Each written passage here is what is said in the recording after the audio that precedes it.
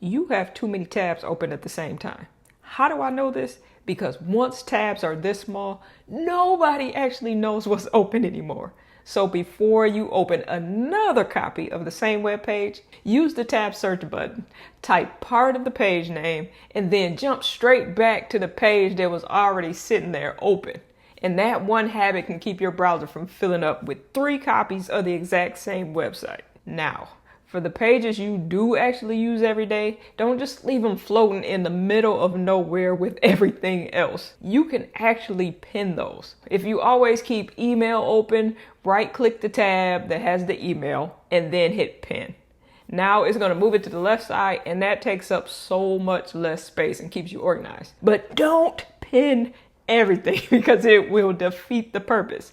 Pin tabs should be your everyday tools, not every page that you might need someday. The next problem is when a bunch of tabs belong to the same task, but they're scattered all over the place across your browser. That's when tab groups can help you out. You'll right-click one of the tabs, and then you'll add it to a new group, and you'll give that group a name.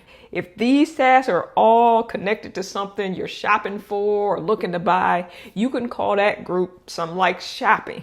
Then you'll drag the related tabs into that group. Now, instead of having 3 or 4 loose tabs mixed in with everything else, you'll then have one group for that particular task.